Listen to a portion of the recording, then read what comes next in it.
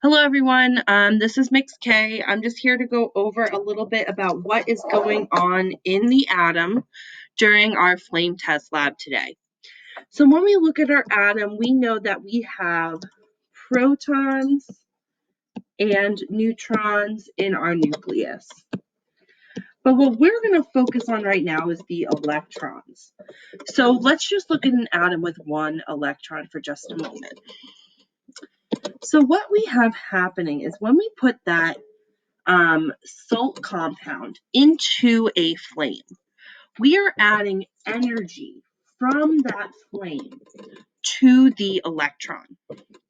So energy is coming in to our electron, and when that happens, it's going to jump up to a higher energy level.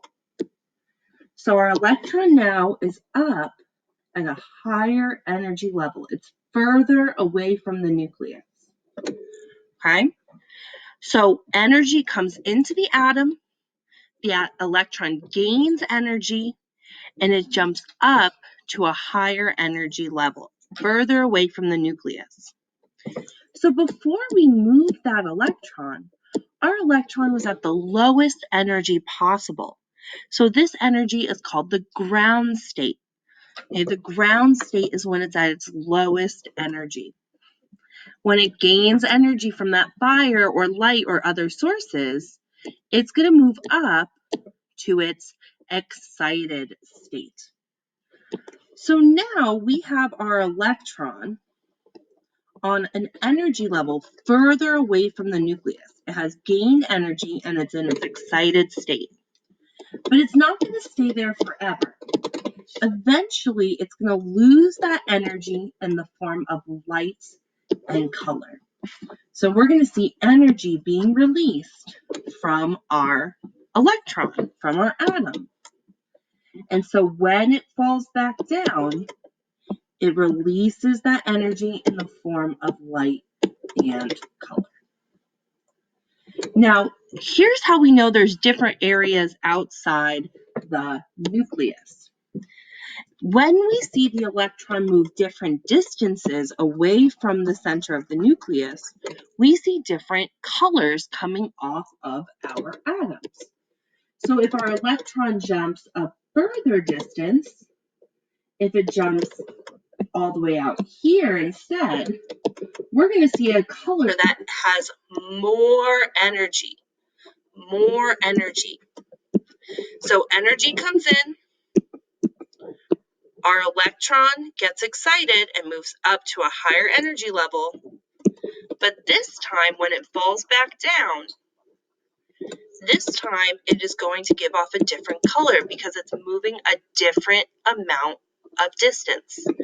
And with that different distance, it's going to give off a different energy. So maybe this time we have something with a higher energy, like the color green. So, what did we see during our lab today?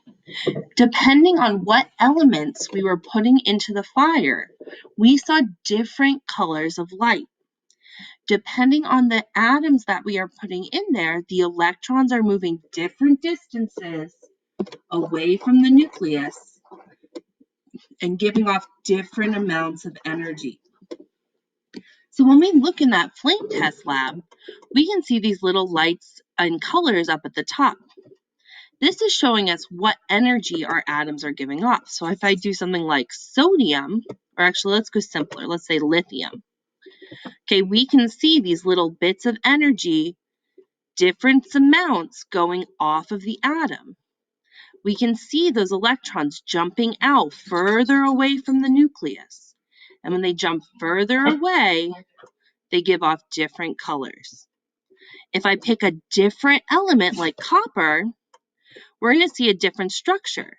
The electrons are moving in a different way and a different distance, so they're giving off a different amount of energy.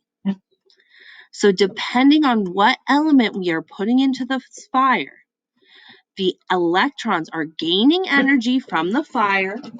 Sorry, my dog's barking. They're gaining energy from the fire. those electrons move further away from the nucleus. They start at their ground state, where they have the lowest energy, and then they move to an excited state, where they have more energy. When they go back to their ground state, they release energy in the form of light and color. Depending on the amount of energy, we see different colors. So copper, we see green colors because it is moving a different distance than when we have something like lithium, which gives off red and orange colors. Okay, so I hope that helps. The main thing we are thinking about is when electrons gain energy, they move from their ground state to the excited state. They move further away from the nucleus when they gain energy. When they lose energy, they go from the excited state to the ground state, and they lose energy in the form of light and color. Depending on the amount of energy, we have different amounts of color, or different types of color. Okay, I'm going to end it here because my dog is getting cranky. Hope that helped, and have a lovely day.